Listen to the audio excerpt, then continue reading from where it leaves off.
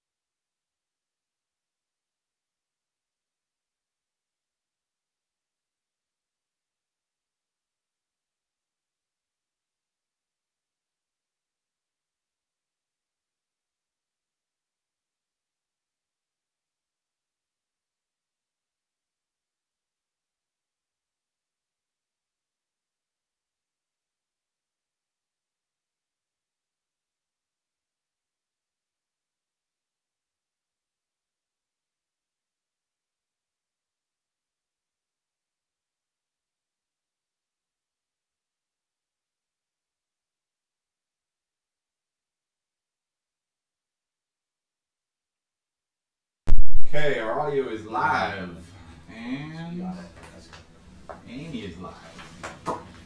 Hey everybody, welcome to the 3rd annual Flow Summit. We're here in sunny San Diego, broadcasting from Alexandria's headquarters. We are going to be talking today about Open Index Protocol and Flow blockchain, so hang out with us and send your questions as you have them to @Alexandria on Twitter, and we'll answer live. Thank you. All right.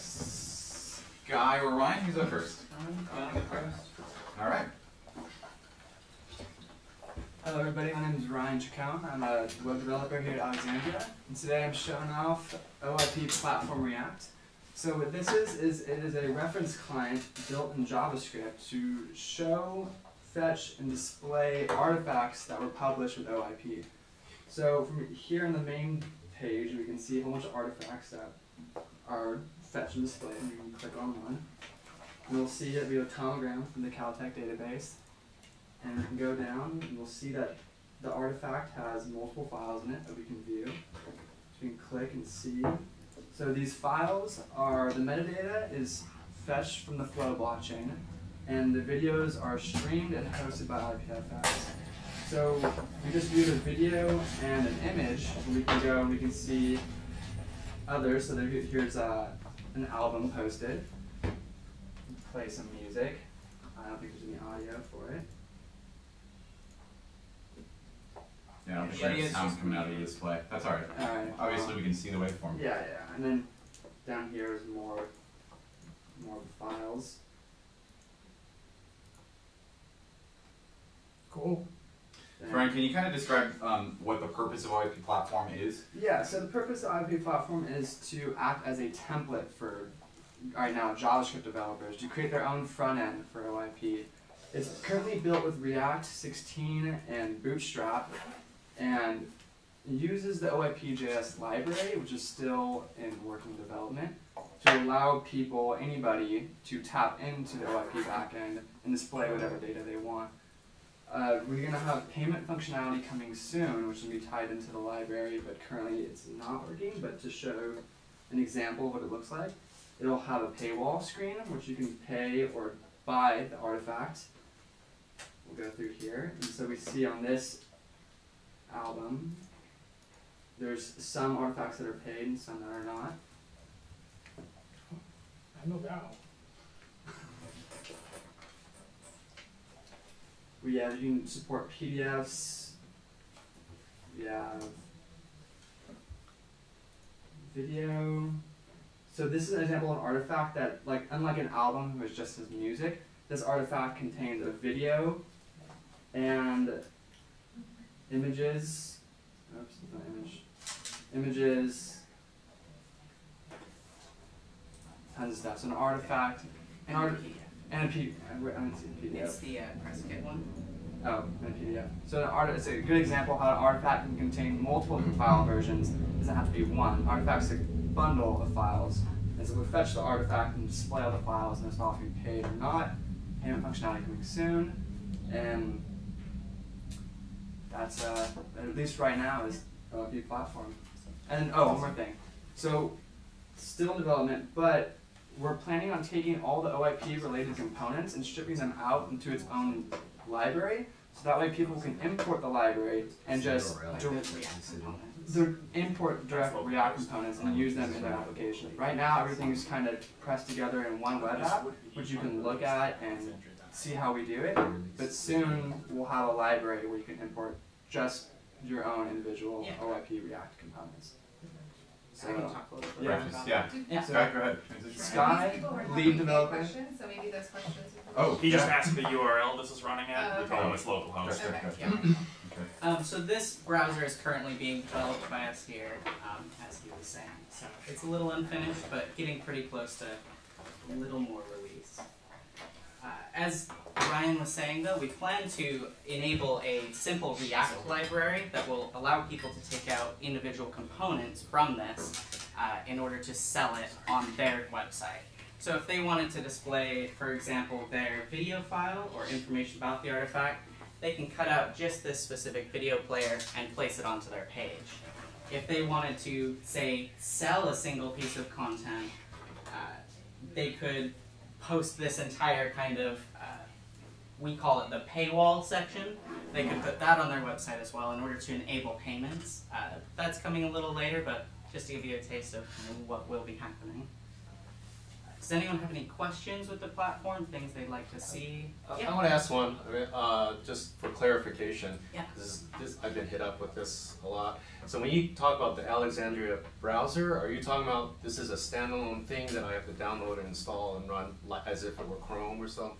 Or are you talking about I go to a website and it runs in my browser? So you'll be able to go to alexandria.io and it will fully run inside of your web browser. You won't need to download an entire stack of applications in order to run it yourself. But if you wanted to run everything that we do and host it as well, it's all open source and people could run each of the individual components and it would actually end up with the exact same data since it's built on the Flow blockchain. So you can basically build a different type of like a viewer or platform or display and then just actually use the components to power this. Exactly. And one place that this would have been great that we ended up kind of doing a little early, we worked on ETDB with Caltech to create a very simple browser just for their stuff. For the tomograms that they were publishing into the blockchain. They currently have over 11,000 tomograms that have been made public to researchers. And this loads all of their tomograms just in their single web page. Although all the data is actually mixed up with everybody else. And all the data is in the Flow blockchain and can be retrieved back from OIP daemon, which is the way to get information back. So a lot of these artifacts or tomograms that you're seeing on ETDB, you can also see on this page. These are all tomograms published by ETDB. So the OIP reference browser is created kind of as an example for how to go forward with creating, oh, hey, here's all of the components we've created. Then Alexandria is building on top of the OIP reference browser in order to bring in extra components, add a few extra features, add some nice new UI. So anyone can take what we've built here, which is just raw Bootstrap 4, and add any styling they want, add any extra HTML they want, make the site their own, and earn that extra percentage from the content that they're selling. For example, let me ask you a question. So let's suppose I have a collection of pictures of flowers. Yes. And I publish all these flowers on the blockchain. Now I want to make a browser that just show pictures of flowers. Then I can easily do that, like a flower display website powered by OIP and exactly. So all of the data ends up going into the same location of the Flow blockchain, but using OIP.js and OIP daemon, we can pull back specific sets of information for displaying on websites. Like as you were saying, just a specific kind of image for butterflies or birds or kind of whatever you might need. So someone might think that there's a specific real awesome like music niche that they really have this favorite kind of genre of music, but it's really small, there's not a lot. So someone could create a browser using our reference browser that just shows that small subsection of content, and they could do that really, really well and earn a percentage called a retailer percentage? Platform percentage. Sorry, we just changed that. Yeah. So in this example, OIP here is a platform. ETDB here is also another platform. Because ETDB doesn't end up selling any files, they don't earn any money. But when people initially publish their files, they're able to set a percentage that they would like to give both to a retailer and to a promoter, or is it influencer? Platform and influencer. Yeah. Platform and influencer. Switched up. We changed them like 2 months ago, but haven't changed the wiki, so it's. Okay. It's So just, if you're an influencer, like if you post links on Twitter, you can earn a percentage of content. Like if you posted a link to Alexandria for maybe Tiny Human, which is a song by Imogen Heat, right. And someone decided to pay on our site of Alexandria, in that artifact it's defined that Alexandria, the retailer, should get 15%, and the promoter of, or the influencer. The influencer that posted a link to Alexandria would earn 15%. Yeah. And then Imogen would get the last 70. Exactly, Imogen would get the last 70. Yeah, but she would determine those splits too. Yeah. And she would determine that, but both sides of the market would give pressure, right? Because if there was a big platform that that artists wanted to be on, but you had to give them a certain percentage. Yeah. So the artists have to rise to that. So the idea is we want to incentivize the best way to view content and receive content from the index, and allow people to earn money for doing that, for providing a better experience. Any other questions on this browser? So I have one. Yes. So let's suppose that actually I think, and this is like gonna sound like you're throwing sand, but it's also an opportunity. Let's suppose I think I can do a better job displaying all these files. Absolutely. More than welcome to try and actually build another platform on top. Yes, exactly. And that's what we hope to incentivize, is people taking what we have built and building on top of that, and taking what other people have created as well to build on top of all of the others. We want to offer people the best way to consume media wherever they are. Right, Cool. right. And we think that the best way to achieve that is to let a whole bunch of different platforms try their best. Because the reason we got to 3 billion people on the web is because there's not just one website. You know, there are many different things that many different niches will be filled for different people. And so for this to work, we need to inspire competitiveness at the top layer. Right. Did you have a Are question? you going to be talking about payments coming up? Yeah, a little bit. Yeah. Oh, Yeah, can you talk about OIP HD multi-wallet? Yeah, that's what I was going to go Excellent. into in a sec. Excellent. So just to kind of give an example of how you can set payments, The audio. let me go to the publisher. This is live at alexandria.io/publisher. This currently takes files and you can publish artifacts to the open index. This takes the files and uploads them to IPFS, gets back the location from IPFS, and collects information about your file into something we call an artifact. And an artifact is a bundle of metadata about a piece of content along with a location to find that piece of content on a network. So in this case we use IPFS, and we publish the location of this IPFS file into the blockchain using this publisher. But she did point out that we use IPFS in this case, and that's because this is interoperable. When we very first started the project, it was built on, the distribution layer was BitTorrent. And we don't currently support it, but we will be adding support for that in the future. So as many different transport layers as possible, we're going to support. Basically, like the protocol works with anything. Exactly. Pretty much, as long as you actually tell where the file is and tell which network you are in. So technically, you could put an HTTP address. It's just that's kind of stupid because it can disappear. Yeah, we don't want to do HTTP addresses for a couple of reasons. The first is that it's not a DHT network. And the DHT network is a distributed hash table. It basically allows you to create a location of a specific file, for example, and retrieve it using just a hash of that file. It also provides immutability so that we know exactly what that file was published into the blockchain at a specific time, and we know that no one has changed that file at all. And as a result, we'll never get a 404. And that's the biggest reason we don't want to use the web is way too many 404s. Yeah. Right. So with publishing an artifact, if we click the new artifact button, we're taken to a page where we can set information about our artifact. This is creating the metadata that we will publish into the blockchain. So if we take, for example, let's see, we'll take a picture of my dog Scout and drag it there. It auto-selected the type image with a specific subtype of basic.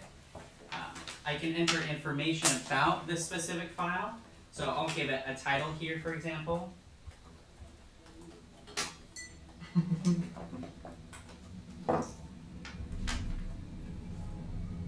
Give it a year, give it a genre.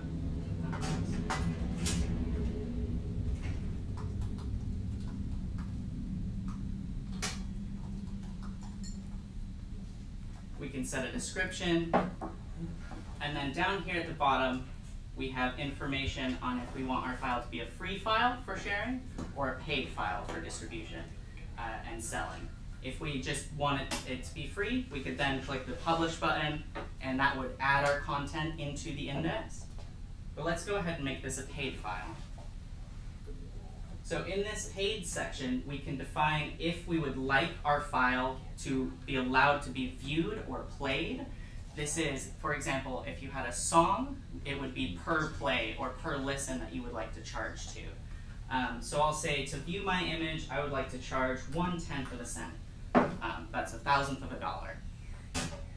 And let's say I don't want people to be able to purchase my file. I can just select that it is not purchasable, and now every time someone wants to watch my content, they have to pay to view it every single time. This has a great extension over to some other things, obviously, with per print payments.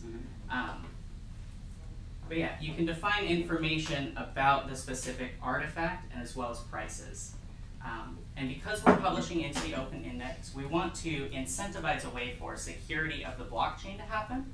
And we do this by, when someone wants to post commercial content, we create a cost to publish. That's down here at the bottom. And that cost to publish is an amount in Florin coin, or also it shows you the fiat amount of just US dollar, of what it will cost to add your content to the index. If your file is paid, for example, if I set a price to purchase of $1, so now my image can be viewed for 1/10 of a cent, or someone can purchase it for $1, my cost to publish goes up. And it is almost equivalent one-to-one for what you would charge for your file. So if you want to charge $1 to purchase a file, it would cost about $1 to publish in. So if you sell one of them, you already cover your costs. Exactly. So when you sell your first copy, you cover your costs. But there is a level of barrier that helps enforce that people put kind of better content that's actually worth whatever they would like to charge. For a majority of content, it will be very cheap, and it will cost near nothing to publish into the blockchain. But for some files, if Adobe wanted to sell Premiere Pro or something for $3,500, they would have to pay a large chunk of money in order to publish that. But if we believe if someone would like to sell that large of a file, it's likely that they put a lot of time and money behind that, and it is that they want to kind of reflect how large of a... Right, and it would prevent someone that's just like, here's my photo, here, I want $100 for it. Yeah. Just to play around, like, go ahead and spend $100 of flow, and the system is benefited by that, and that's great, but, you know... And this is paid in the transaction fee to the blockchain miners that add our artifact to the blockchain. So when we send out all of our information about an artifact, it gets chopped up and added onto transactions as extra transaction data. Those transactions are then sent out to the Flow network to be added to the Flow blockchain. After they get selected to be kind of put into a single block, that's when the miners would earn this fee here. Do you happen to have the OIP artifact inspector installed on that? I That you don't. could show? It might be a good way. No? Okay. Yeah. Okay. What currency is the cost set in? So it's set in fiat. Like the publishers decided yes. in fiat, So and that they spend flow. yes, so you can spend any cryptocurrency amount, but in the artifact, if you're asking about like defining the values there. Yeah, so forever it's you set it as dollar, it'll always be a dollar, Yeah, regardless and- of the yes. volatility of the Exactly. currency that you're Exactly, spending. yeah. So because Bitcoin is volatile and these other cryptocurrencies may go up or down variably, Yeah. we didn't want it to be in 5 years that now this piece of content that was 1/10 of a cent is now $10,000 Yeah. to purchase or something. So leading into that, the purchasing experience is, I guess, something I wonder about, because I've heard that there is a Coinbase integration for Yes. the wallet itself. So most new users are just spending fiat. Yeah. Yes, So exactly. how does that work? Yeah, so the idea would be if a user comes to this paywall, when they click on it for the first time, it would pull up a kind of box for them to either create an account or log in. We take, after they kind of click either to create an account or to log in, which likely won't be needed shortly here in the future because of the way that we are allowing wallet recovery. But we allow them to purchase a single dollar of cryptocurrency, for example, using like a debit card with our Coinbase integration. And then so the someone widget, can the come Coinbase here. widget is like 3 screens total. Exactly. It doesn't require that someone create a full Coinbase account Yes. if you've done Coinbase. You just enter It doesn't your require billing them to do so information. until they've spent up Yeah. to $350. So they have a lot of just experimenting with the depth of complexity as any debit, like buying something on iTunes, or not even that, because it is. It's the same thing as one-click buying on Amazon or iTunes. Once you put it in the first time, you literally put in your email address, it sends you a 2FA, you put in the 2FA and you've made your purchase.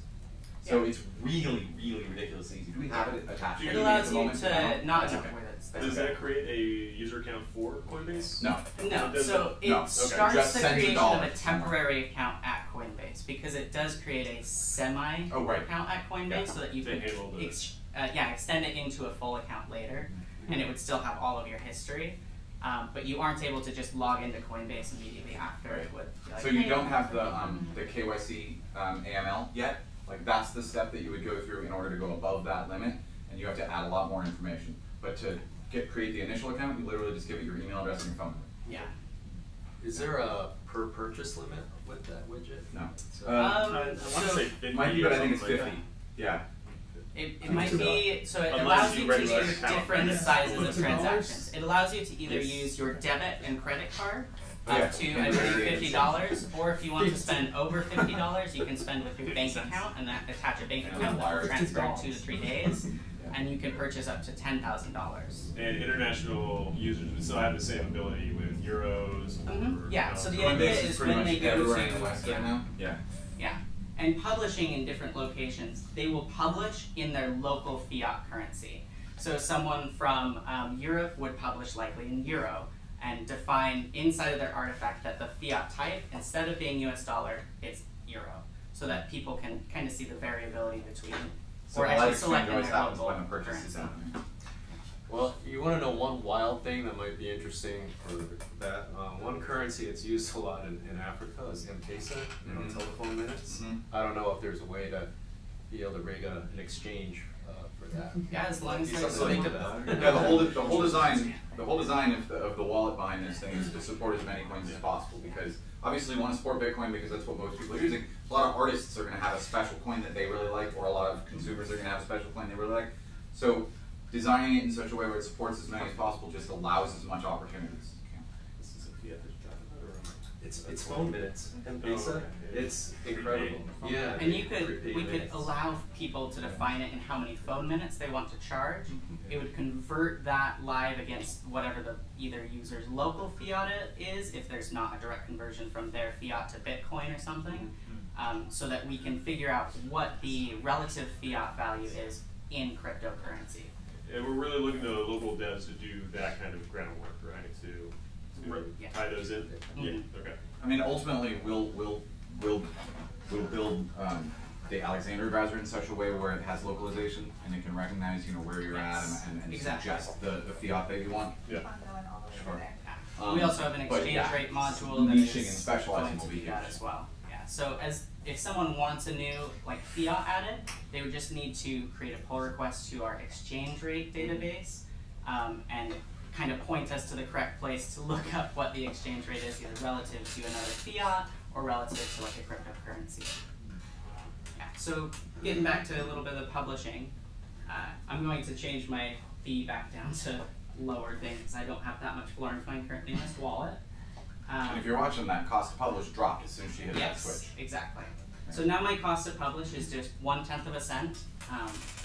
If I click publish, it will upload the files to IPFS.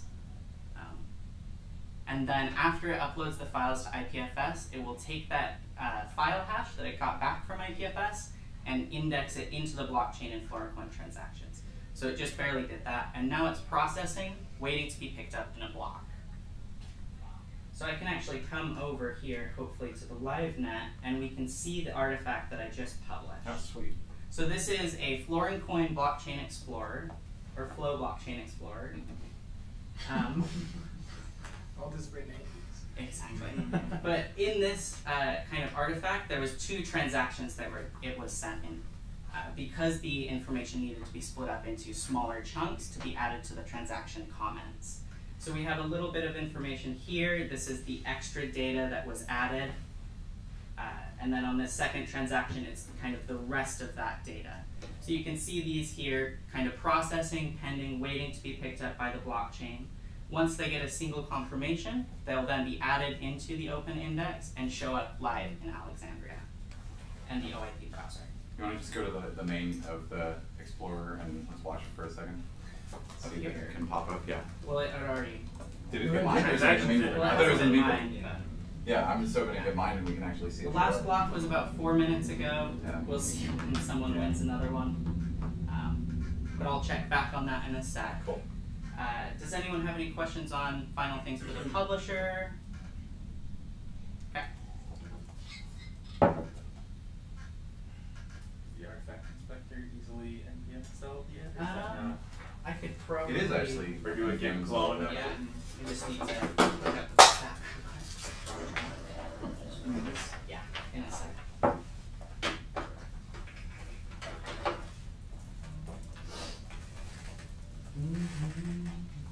Trying to show how those two recombine. Yeah.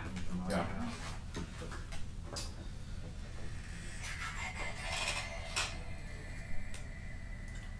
And then after that, let's go into HT multi-wallet. Kind of more theory than demo. Yep. So I think the aspect of it may be broken. Hmm? No, third aspect of it. We'll find out. Like, find out. Click on it, see one. It's coming. There we go. cool. That's Amy. Okay, so for the explicit kind of viewing of that metadata and the reconstruction into a single artifact, I'm going to copy that first transaction ID and input that into, this is an OIP developer tool we created that allows us to input a specific artifact ID. It then searches the Flow blockchain for references to that artifact, pulls all of the relevant transactions, looks in the added data on those transactions, and then reconstructs an artifact from those. So if I click look up here, it should ping out to the network and get back that there was two separate multi-parts that were published. This first multi-part contains the first part of the artifact info. That's just the JSON info that was published to the blockchain. And then there should have been a second multi-part, but it looks like it's not popping up. Did the block mine yet? It might be that the block hasn't mined yet, and that's why it can't be. That's okay, but get the idea of it where it can actually give you the individual artifacts and their inputs and outputs, and then the actual. So there's a assembled way to artifact. also view all of that and see Yeah. how it's reconstructed. So I think if you pick like the second block instead of the first, you see so that there was 0 just a of block 1. that went through. It's like 0 of 1 and 1 of 1. I think you pick the transaction of the. Yeah, you're meaning those. I believe I picked the. Let's see. Yeah, 0 of 1. There was a Oh. T0 transaction there. Yeah. Right. There was a T0 So transaction. this is the block that was just mined that contains information about our artifact. So there's a lot of other transactions in here from T0, which is another project building on the Flow blockchain. A lot of transactions. Yeah, usually about 20. Yeah, I may explain that in a little bit. If you guys want. And then down here at the very bottom of the block, the last two transactions that were added on was the artifact that I just published with the two parts of that artifact That's information. so cool. Can you go back to the browser? Sure. Yeah, theoretically. Yeah, it's published. Yeah, if I run the browser again. Unreleased shows it if you want to, but if you want to run it, that's fine. Oh, why not? Refreshing too fast. Gotta wait. So while that's loading up,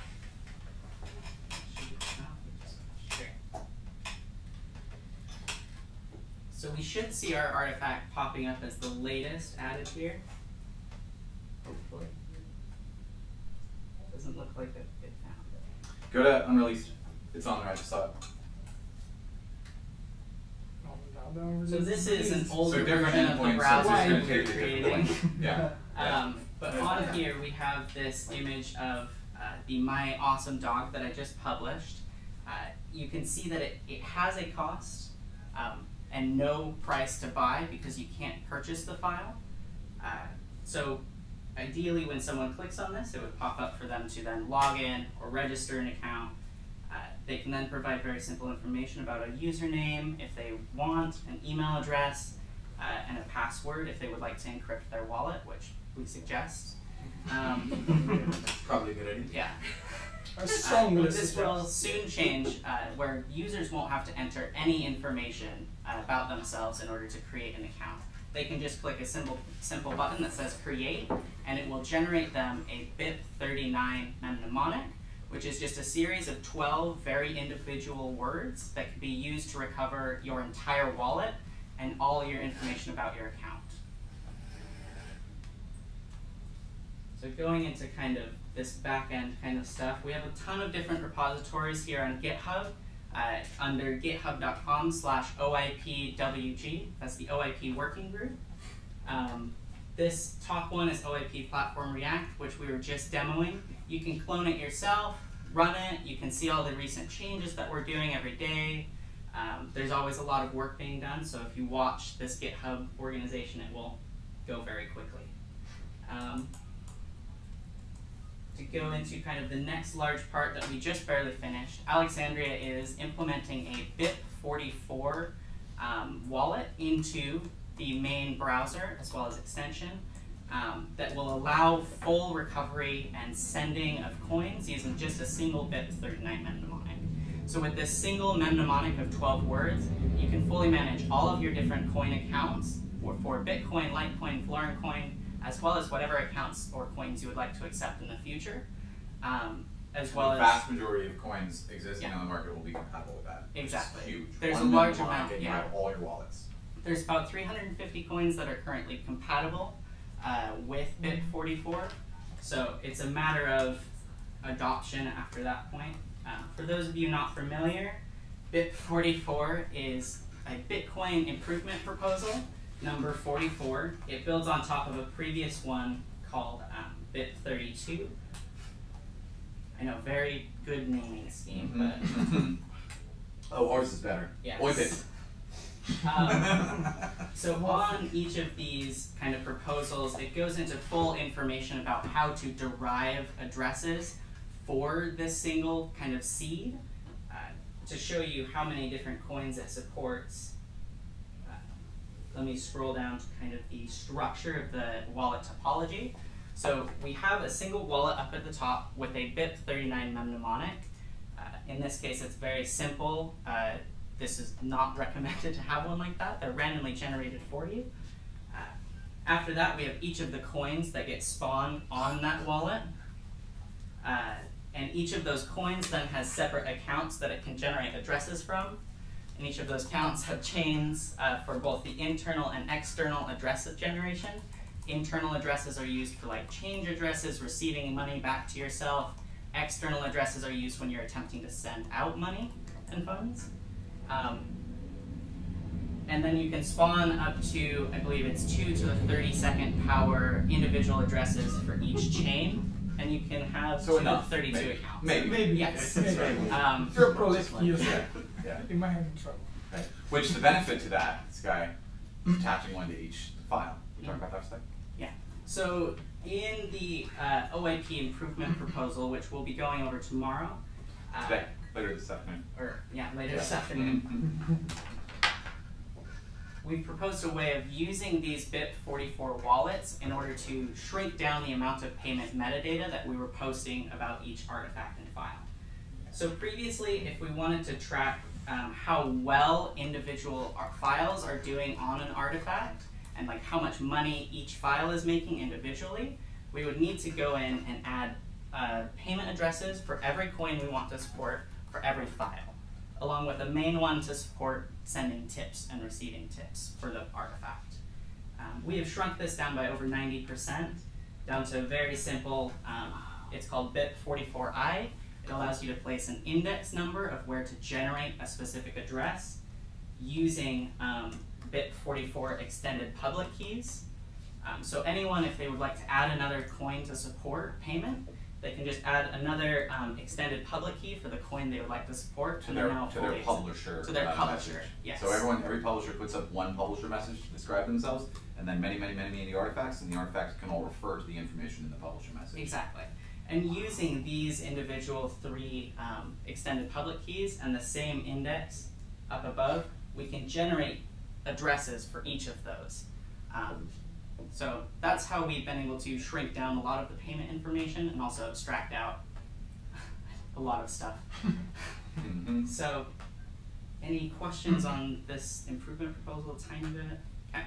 No, this is awesome. Yeah, so if you have questions and want to know what's being done, what's being added, this is on the GitHub too. It goes over the full specification along with example code and information on how it will be added to the individual artifacts and references for where you can read more about the technology that was added. Sky, I have a actually, it's a lot of stuff to digest. Yep. And this is really, really cool work. Yes. So, if after today, I'm looking at this and I have questions, how do I contact you? Yeah, so the best way to contact us if you have any questions about what we're doing is by going to chat.alexandria.io. All of us developers are on there, and we're all ready to answer any questions you might have. You can just kind of go there to chat.alexandria.io and directly discuss all of that with us. Cool. Yeah. Awesome, thank you, Sky. Yeah. So going over a couple of the other things. So the HD multi-wallet is going to be great in allowing everyone to recover their entire wallet just using those single, easy-to-remember words. One of the other nice things with OAP HD multi-wallet, it has full documentation on it. So if you're curious on how to start using it in your own project or would like to use a JavaScript BIP44 wallet, you can access the full documentation here. There's a lot of info there and a lot of different functions that you can use in order to kind of construct your wallet in the way you might like. This is something that will mainly be handled by Alexandria, but there will likely be third-party sites that just want to display information about a wallet or other things like that. So moving on, OAP.js, it was talked about a little bit earlier. It is the connection between the Florincoin blockchain or Flow blockchain and connecting it to the front ends of like the OAP platform React. OAP.js queries or calls to OAP daemon, which is a Go node that anyone can run. OAP daemon scans the Florincoin blockchain and listens to new blocks and transactions coming in so that it can add and create a local database itself based on the Flow blockchain. Then OAP.js asks OAP daemon for that information that it retrieved itself from the blockchain. So it's kind of an intermediary to take us from, okay, we don't have access to this data, it's loaded into OAP daemon, OAP.js loads it from OAP daemon, and the platform React loads it from OAP.js. It just kind of turns 3 API endpoints into a few dozen functions, direct functions that are really directly applicable to a media distribution platform. And this is currently being rewritten to separate out several of the different modules. It's being split from one NPM module into about 3 or 4. One focused just on wallet stuff, yes. One focused just on reading the index itself, and one on publishing? That'll, Okay. likely be. File manipulation. Right? Oh, file, the actual so keyword, we're removing all the IPFS stuff from OAP.js because anywhere that we might need to pull in that info, we can just directly pull in the IPFS package. But yeah, there will be full file manipulation on uploading things, creating artifacts, publishing, interacting with the Flow blockchain, sending transactions. Awesome. Any questions on this? Okay. So kind of next up, there's several different implementations of the Flow blockchain currently. We have one called Flow Core, which is built on top of what BitPay did when they created Bitcore. Bitcore is just a fully modularized blockchain for Bitcoin written in JavaScript. It's fully open source. It has tons of different features for querying information back from the API. So people can spawn an entire node that syncs the blockchain, as well as running these blockchain explorers, this flow site right here, using just a single command to spawn it. So by just running npm install -g flowcore, and then just running flowcore-d, it will spawn a live net in the background, sync all of the blocks, and then display to you a explorer so that you can use locally. We use this to host both of our Insight servers for both testnet and livenet. So this one is testnet over here, and you can see someone is trying to publish some OAP042 artifacts, it looks like. John Doe. Testnet, John Doe. So it allows us to inspect and watch the information being added to the blockchain in a very nice way, as well as adding for tons and tons of different API features if you would like to get back information from the Flow blockchain. If you go to flo.cash.in, That's flow chain, but with the .in cut off. Or you can go to flowchain.net, and flowchain.net will just redirect you right here, real easy. Yeah, if you want to look at the source code that runs the full Flow site explorers, you can. That is being run here with the Flow site API. We support quite a few different API calls, as well as having a JavaScript library that queries information from the Insight called Insight Explorer that can also be found on the OIP working group GitHub repo. Wow. Sky, is it possible? Is there anything worth showing in the faucet? Probably not, just because there's not any Yeah. GUI or any documentation. Maybe just show where it is. So I mean, is it ready enough to pull off the shelf, or? A little bit, yeah. Okay. Yeah. So if you want to run a faucet for, well, any coins. I want to comment real quick about the faucet. Our organization pulled the code, forked it, and we're using it. It was really easy to set up and get going. Awesome. So it's very helpful. Fantastic. Yeah, that's meant to be a tool for OIP developers to not have to reinvent the wheel. Here it is. It works. Grab it. Name it your own thing. So you can add as many different coins as you would like to this faucet. It connects to over the JSON RPC to nodes running. So like full nodes of FlowD and Bitcoin. But you can fully dispense like Bitcoin, Bitcoin testnet, Litecoin, Litecoin testnet, Flow testnet. Any coins that likely need faucets running for them, you can run it all in a very simple, small package. And it's fully open source for anyone to be able to take from and go run their own faucets. We should have a UI for it eventually. What's the address for it, that particular repo, just in case it's not visible? It is on OIP working group at OIP-faucet. So if you go to the OIP-WG GitHub organization, all of the repositories are pretty much going to be there. Yep. Awesome. Should we do Jeremiah with FlowD and OIPD?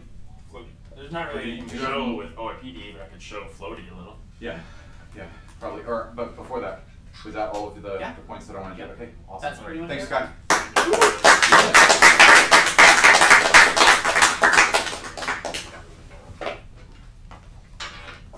Check if there's any Twitter questions. So far, I've just seen a couple in Twitch that Joey's been answering as they come. Oh, has he? Sweet.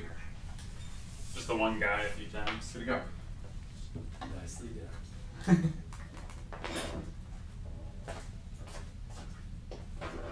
done. So really, there's not much to say about FlowD, but show where it is. If anyone wants to run it, So and right show now tell what does work and what doesn't work, because it's important to know that there's a lot of it that doesn't work. Right. But the core components needed to run Flow on or OIPD on top of it. Yeah. So the major thing here is that FlowD, which we're going to rename because it's confusing. Real quick, can you introduce yourself real quick? Okay, sure. So I'm Jeremiah, or Bitspill, more commonly online, of the Alexandria team here. Gracias. And so this is a full Go implementation of Bitcoin, or based off of the Bitcoin Go implementation, BTCD. And currently it's FlowD, but will be renamed for naming Probably Go collisions. Flow or Flow Go. Yeah. Go. Go with the flow. I like Go Flow. Which when launched here, it should start. So right there now the Go Flow node is beginning to load, loading block index here.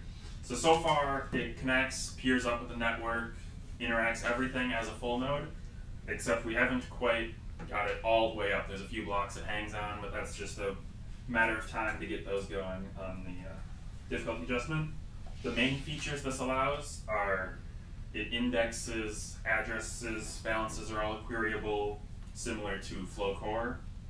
And then it has WebSocket API access rather than only HTTP RPC, which is a slower. Nice. So then for our OIP daemon, when it's making a lot of rapid queries, it's much faster in live time. So yeah, right there. The WebSocket registered to be notified of new blocks, current block count 2.7, and it's going to run for 10 seconds, which it terminated. Now this one hasn't peered to the network because my other flow node's not running. That's okay. But yeah, so that's WebSocket notifications over here. And this file is quite easy. It's just a notification handler, RPC client, register handler, unblock and unblock disconnected. Scroll it down here, notify blocks. And there's a function somewhere. Yeah, print block count. Begin right here with this cursor. Where is it? Oh, right there. Print blocks when they connect there. Okay. So it's So where nothing is this? flashy. Is this on your repo or in? Right now it's totally on my laptop. It will be pushed up to the IPWG group when it gets renamed to GoFlow and all that stuff. Yeah. Okay, then OIPD. OIPD doesn't really have anything flashy to show, but that repository is... But more talk about what its purpose is and stuff. I mean, Sky obviously overviewed it a little bit. Yes, so OIPD will connect to a running flow node. It begins syncing, and then it ingests all of the artifacts into this table over here, which currently is on this config here, is filtering out research and property only. That's a newer feature we just added for some specific groups. And so to be a decentralized node, either to run your own web server version of this, or to be a decentralized node, this is the tool you would run. And so what he just showed there is the ability to, if you want to be a specialized node that only does property rights data, or only does research data, or only does videos or something like that, you just add that one little config and it'll only index that, and you're going to have a smaller database, and etc. So it's up to you. Do you want everything, or do you want just niche data? So here's every publisher in order. All the multi-parts that Sky was showing off, they're all assembled here. Each of their pieces for everyone. So this is your proof of zero central points of failure. So all this information is coming directly over. Every node can build this themselves independently. If you ever corrupt your database by mistake, all you need to do is just resync, everything rebuilds. It's all persisted to the Flow network permanently. This is our testnet thing, mining. that's the best. Because there's a lot of mining there. Received flow. Yes. I've got like 9 million testnet coins, so if anyone needs coins for development, so I've got more than that. But here now, this is too good. Since we rerun that. There, now this is back to that WebSocket getting notified of every block as it comes. Alright. Which makes it for real-time applications, it's easier for them to keep up with the network rather than the current implementation where we had to ask it every 10 seconds, hey, is there something new for me? Is there something new for me? This way you get it as it comes in. Yeah. Yep. It's pushed to you versus you having to go get it. Yep. Awesome. And then right now, OIP daemon does not have a very well implemented search. It's very basic. You can get by IDs only. But we're transitioning to Elasticsearch, which will then, I believe you were talking about gating it with Ramses, is that? Mm-hmm. Which will then allow authenticated access to it, searching, full text, similar like synonyms and misspelling mistakes will all be corrected then, and get that language understanding and contextual search. Yeah. Not really much else to show on this. This is a lot. This is just real quick, speak about the kind of transition up to 4.2 and the transition up to 0.5. So, like 41 to 42, we've been calling our versioning is JSON, which is in this media protocol. Let me just switch to that here. So, like 41 is in this messages. It's this. That's what's live right now on Alexandria.io. This is what's running. Then 42, which is what some of our new. That's what like ETDB is on. Yep, tomograms here. This is where ETDB is all being processed. We've got property spatial units here for land organization. So we're working on bringing this up slowly, and it's migrating to 42 is another JSON based, and then following that we're going to, we've been calling it 50 or 5 to transition to Google's protobuf, so we can condense our blockchain usage by 20 to 60%, depending upon how it goes. And then none of these changes are breaking. Everything can be carried forward and upgraded in line, and it will always be valid. Right. So like new artifact types can be added to the index, and new pieces of information can get added to the specification for each artifact type. And clients that are aware of the changes will see everything new. Clients that aren't aware of the changes will still see the old artifact the way it showed, and they'll just have to, like, there will be an automated process for them to be able to update to see the newest stuff as it gets detected. So the OIPD 5 will be able to understand all the previous artifacts published. Right. Exactly. Yeah. Cool. So if you were running 42, you'd see everything up to 42. If you're running 5, you'll see 41, 42, and 5. Cool. Yeah. Yeah. Cool. Awesome. Thank you, Jeremy. Any other questions about OIPD, or do we get any from the Twitters? Yeah. Okay. Great. Thank you, sir. Good job.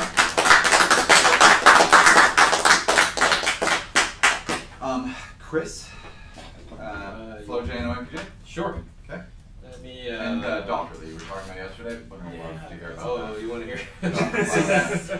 That Docker. Okay. Let me. And there's a Sure. charger up there. Yeah. Oh, okay.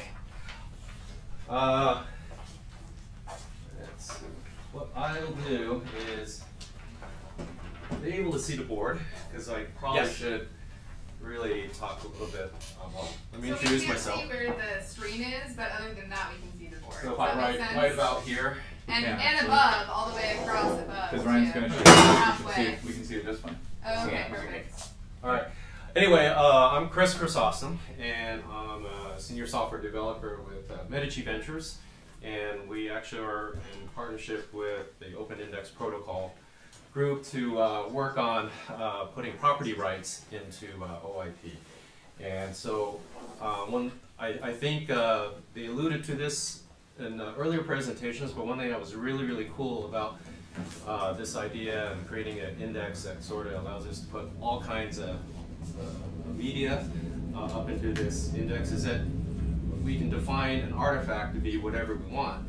And so we kind of expanded on an idea and said, well, you know what, property rights is an issue that, you know, we want to kind of, you know, we want to record everyone's property rights from around the world, especially in the developing world.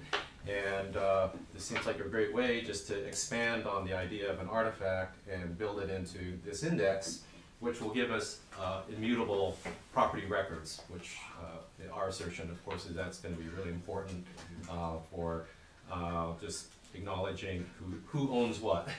So, so really fast, I just want to draw what I'm talking about, and then I'm going to show a little bit of code, what I'm working on that kind of makes it happen. There are 3 basic artifact types that we introduced into OIP, and I'll kind of explain them real fast. And there are 3 basic ones. First is that we call the party. The second is a spatial unit, and the third is called tenure. And really fast, a party, you can think of this as a person or an organization, if you want. And so that means an organization can have many persons associated with it. Spatial unit is what, this is the geographical stuff. Interesting thing about spatial unit, when people start looking at my specification for this artifact, you'll see that it's pretty loose as to what type of information goes in there. Now, everyone in the tech world is probably really familiar with mapping information and all the detail that goes along with coordinates, you know, measuring latitude, longitude, and all that. But we also need to be able to handle just descriptions of a spatial unit or a geography. That's why we came up with this name, spatial unit. We needed something a little more generic to say that, you know, this could be just instructions about, you know, start at a river and go south 20 paces, then go west, you know, 10 more or something like that. And so that you can use a description like that to outline a border or outline what is actually owned. So those are our kind of 2 pieces of property, and, you know, a location and a person. But the thing is, to tie it together, we need what's called a tenure. And really fast, this is really interesting. Tenure,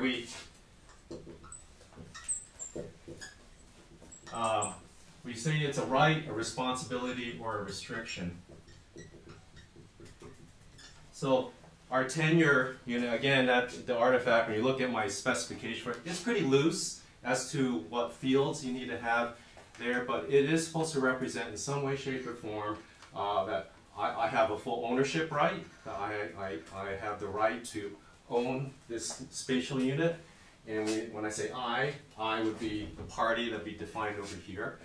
But a right could be something like hunting rights, fishing rights, okay, mineral rights is another example. So those are, property rights doesn't mean just ownership and what we think of ownership. It's also having rights to say how land is used. Of course, responsibilities could actually be, a lot of times there are organizations like native populations that are given the responsibility to manage the water within a certain geographical area. So you would want to capture that in a record too. So that's a responsibility that would be assigned to this tenure. And restrictions are things like, hey, you know what, you are not allowed to go drilling through this land for gold or something like that. That's an issue that kind of comes up. Or other restrictions are, certain populations are not allowed to drive cattle through particular property. So that type of thing would also go into this little tenure artifact. So I know that's really brief overview as to what our model is. And let's see if I can find, hello? It's on the big screen. Oh, okay. I'm gonna, yeah, let's see You're if at I the can top mirror. corner. You probably need to go to the left.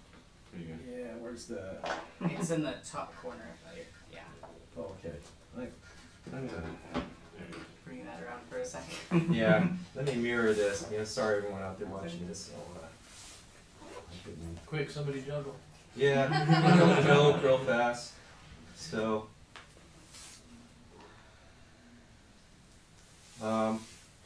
anyway, while I am where is my neighbor go?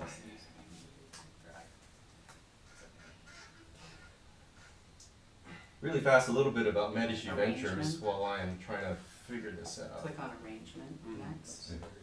Well, there we go. Confusing. Yeah, perfect. Thanks. There we go.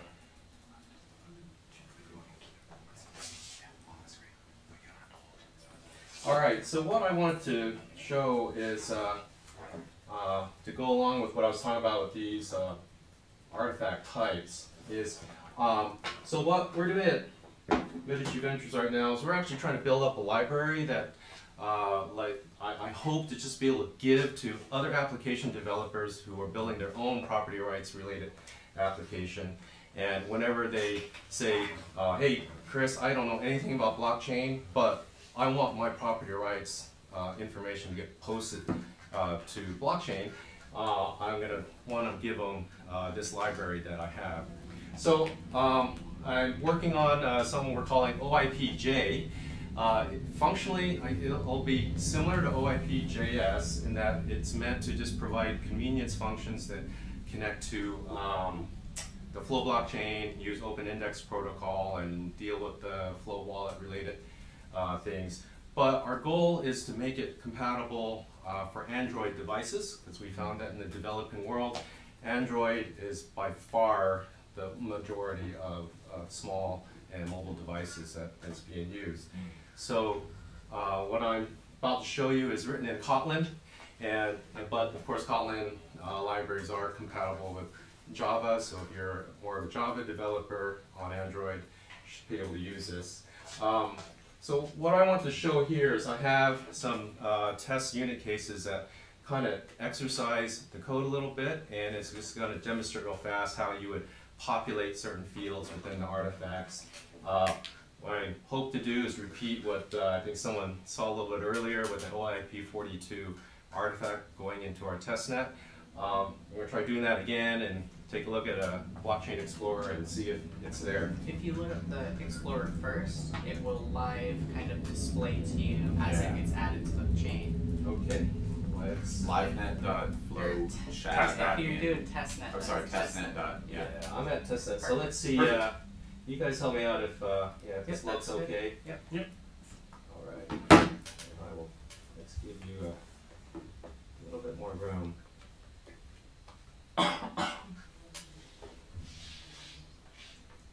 All right. So really fast. I guess what people are really going to care about is they want to know how hard it is to actually code something up. Now, in this test, you can see that I have to build up an artifact object, and what's important to us right now for property is that there is a portion of the artifact that we simply call the details property, and so I have a property details object, which can be seen in this line up here that I'm highlighting. So here, for example, I want to do a simple party, a natural person.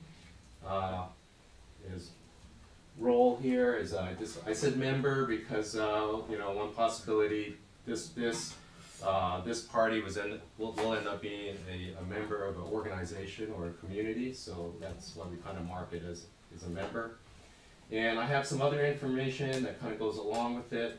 I borrow some fields from the generic artifact. You can see here I'm using title and description and year. As an application developer, I'm sort of just designating what information should be going there. So in our case, for properties, I'm just using title as sort of the display version of like the name of this party. So that's where the John Doe came from. I'm going to just stick a random string at the end of it so we can kind of see it happen live. And and the real meat and potatoes, and this is where I hope I can get everything to be like a one-liner like this.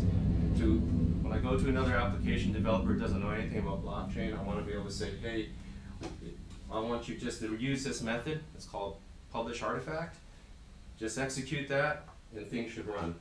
So let's go ahead and see if it does. And,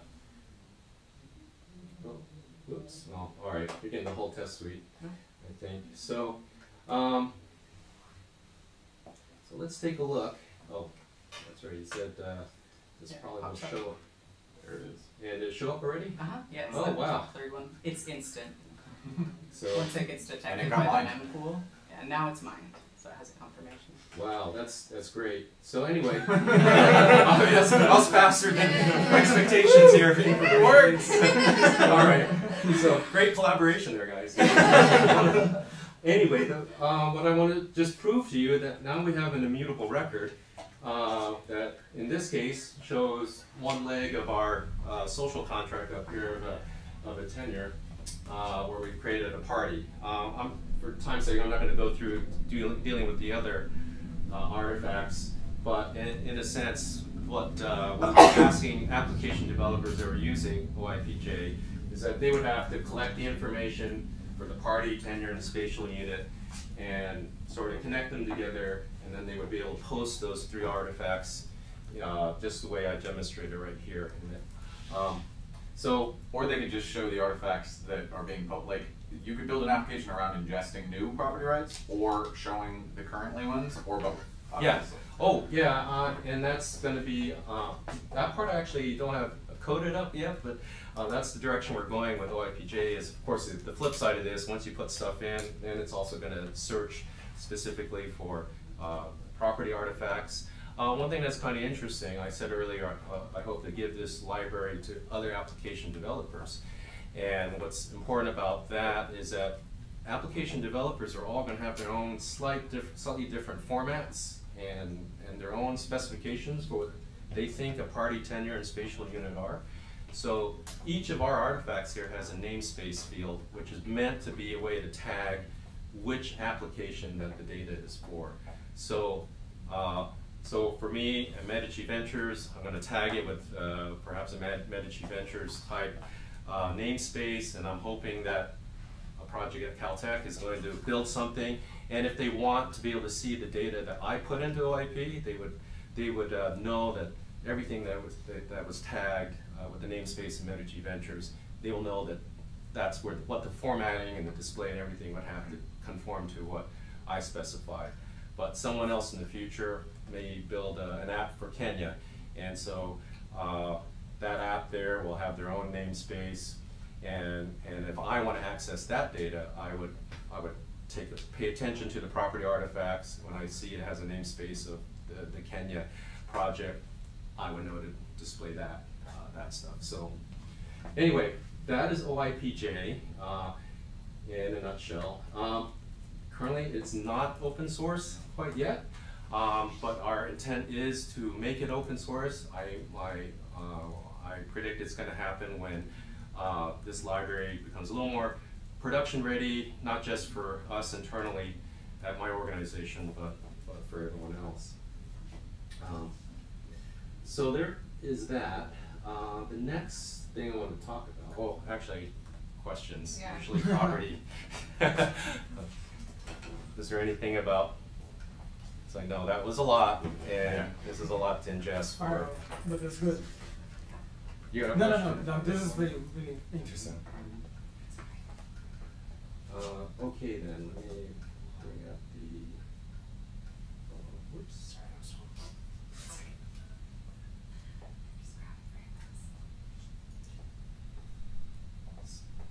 So, as a result of our needing to build an application, an Android application that uses Open Index Protocol, we needed some basic Flow wallet functionality, and there really wasn't anything out of the box ready to go for us. So, Medici Ventures commissioned to have Bitcoin J converted over to Flow J, and thanks to the Alexandria team, we were able to get that done really, really fast. So we kind of have it. They brought it to a starting point, so it's actually usable. But we do have, I definitely have a lot of improvements that now I'm sort of taking over on and doing. There's lots of unit tests that I need to kind of convert over and stuff. So anyone who pulls this down, you know, they're going to find that issue. Now, we're calling it FlowJ, and this project is open source. Here, I guess I'll use this browser to bring up the repo so anyone watching can see it. So it's right here. People will probably notice that you know, I do have another developer helping me kind of work, fix up the tests that are running and they're failing right now, but it's actually just about all of them that I looked at. Everything is related to just a conversion of Bitcoin to Flow, not that FlowJ itself. It's like actually got Bitcoin addresses in there. That's a good example. Yeah. Signatures aren't matching up because it's assuming that the addresses would be in a Bitcoin format. So anyone out there is a developer and knows something about Java or Android development, please hit me up, or come to the repo and ask questions. You can create issues or anything to help kind of keep this going. And just to say, one of my favorite features of FlowJ is that it's an SPV wallet. Yeah, so I mean, what's important about that is that this wallet has to run inside a mobile device. Again, we're targeting the developing world, so actually, surprisingly, their mobile devices are some of them are pretty good. So, but of course, they have limited resources and all that. So the SPV wallet, what's cool about that is that for verification, the blockchain is really it's just the block headers that are downloaded and put onto the device. And eventually, I'm going to create some checkpoints that is going to make the download time even shorter, because you can start with the checkpoint location on the Flow blockchain, which would mean there's even less downloading of those headers to take place. I don't have those defined yet, because I mean I have to kind of go back and use some tools to create the checkpoints, but it is definitely planned to happen soon, that to make things life easier for other Android wallet developers, that instead of downloading all the block headers, we can at least start from a checkpoint and then go forward from there. So yeah, it is pretty cool. And what I wanted to demonstrate with this is, well, first of all, let's fire up. There is a template wallet that's coded in Java, and it does run out of the box, and I'm going to show that by clicking a button in IntelliJ, and hopefully you guys can see that. I mean, that's the wallet coming up. What's really cool, we are connecting to the LiveNet right now, and so since I had done this earlier, it synced up really quickly. But yeah, this will just sync just like any other wallet. So the back end stuff works.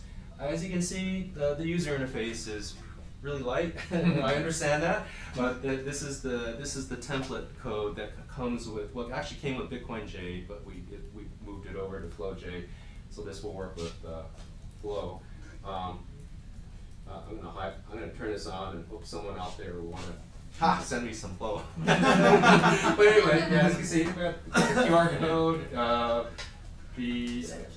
I think earlier someone was, we were talking about those 12 magical words to show that yes, this is a HD wallet with 12-word backup. We've got this kind of built in already. So the point of this. Don't send too much. Yeah. Oh, they'll be able to spend it right away. I know. Show me that QR code. Yeah, you may want to pull up the QR code again. Oh, okay. Actually, man. I was joking about that. Anyway, sorry for the distraction. Keep going. Anyway, I just want to point out when you look at this code, you can see all the steps needed to actually create a wallet object, and from there you can get new addresses. You can of course send transactions. In the case of anyone who is going to do work like with Open Index Protocol, of course you'll have to learn to build transactions and format them and all that. And this code, FlowJ's code, is sort of the underlying basis that we're going to be using to build up OIPJ. So what I'm hoping is FlowJ will be sort of something that most developers won't really need to worry about if they're waiting for OIPJ. But this is another component out there. This is standalone. Others can use it for whatever they want to do. And people are looking at that just really fast to show that there's some nifty back-end stuff. Let me see if I can find another. As you can see, I'm in the unit tests, right? So just to demonstrate that FlowJ actually does run, I'm just going to do something that verifies the signature. But all I'm showing here is that the Flow Bitcoin related code that's in this block, I mean, that's all coming from FlowJ. So that's the idea is, as a developer, you have access to some basic functionality that exists in FlowJ. And I'll just run this test to see how that. So as we see, stuff works. All right. Before I go on about that Docker thing, are there any questions about FlowJ that people asking? Nothing coming in yet. All right. Pretty quiet. Yeah. And my wallet is still loading, so I can't send you any yet. So Okay. Well, that's fine. All right. While we are, let's see. Okay. On this one, of course, I work for a corporate environment, and they love Docker, and actually a lot of developers like to use Docker. So one thing that we set up to help us out is, we created a Docker file and a Docker image that helps us pull in the pieces of Open Index Protocol. So we have, Flow cores, FlowD, and OIP daemon and IPFS sort of pulled together into one image. And that's what I'm showing right here at this file. It's not quite fully up to date for you, because I had a previous iteration of this that I used to just connect to reg test, which is for Bitcoin developers. That's the way to run your Bitcoin node like in a test mode, and you can generate more blocks, as you see fit. on the fly without connecting to LiveNet or testnet. And does your Docker file also set up the flow config file so that RPC access is working? Okay, so what I have in as part of building it, there is a flow config that you can modify for yourself, and then that way when you set that up for yourself, when you create the image, this file gets copied into the Docker image and then used.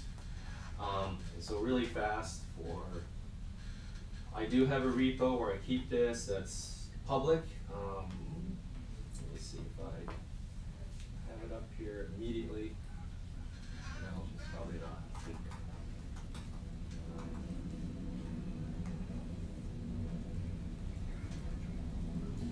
So I'll just kind of throw this up there for everyone. But yeah, so with this up here, I will the changes I'm making here to make it work with testnet.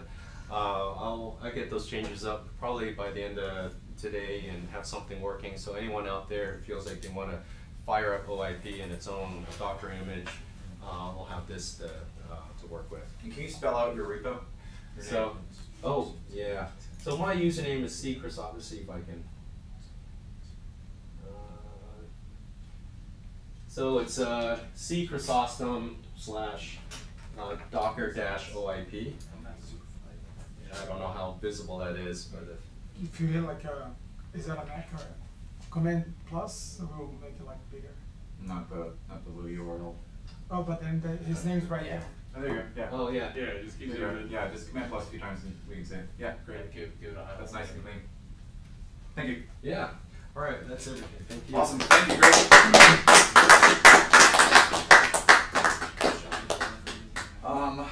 Well, that kind of covered it.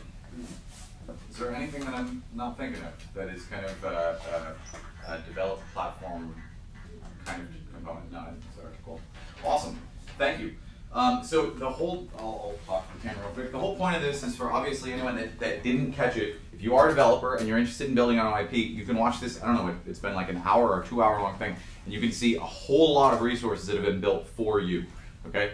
And if you have questions, you come talk to our devs at chat.alexandria.io. If you want to read about OIP, Open Index Protocol, that's at oip.wiki. If you want to find out more about Flow, Joey, what's the Twitter? Is it Flow Blockchain? Yes. Yes? Joey can't hear us because he's 15 seconds delayed. Anyway, awesome. That is all. Thank you all, and we'll still be watching Alexandria for any questions that come in. And thank you guys. You guys are awesome. Thank you.